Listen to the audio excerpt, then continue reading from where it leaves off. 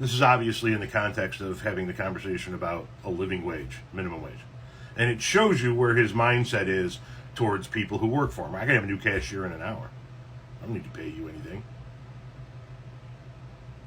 You know what's funny is they talk about replaceable jobs like this guy does. I can replace you, no big deal. You don't deserve a living wage. And we've been talking about trying to get the minimum wage to $15 an hour for 20 years. You know, if we got it to $15 an hour now, it still wouldn't be enough in most places.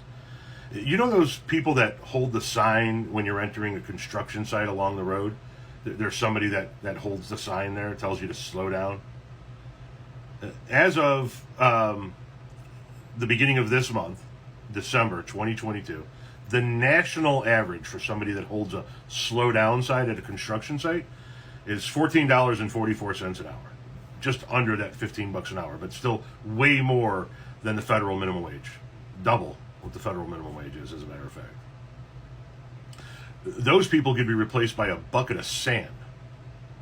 But I don't ever hear you talking about how their jobs are minimal skill. Their jobs are easily replaceable. We can get another guy to hold a sign inside of an hour. It's always the people that you deem less than. It's always the people that guys like you tip your hand to.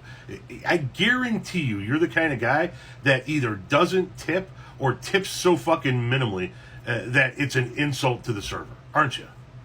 You look at the people working at the gas station and the convenience store and the fast food restaurant and the people bringing you your food as just less than, don't you?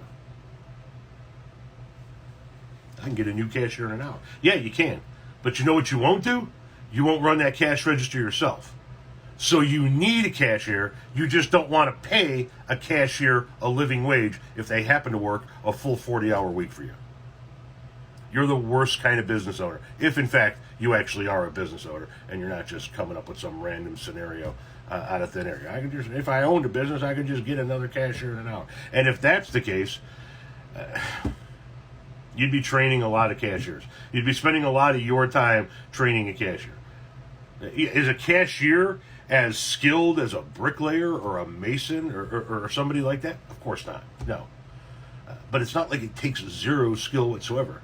And you need that person, right? You need a new cashier. Otherwise, you just run the cash register yourself. So how about you just give them a fucking basic living wage?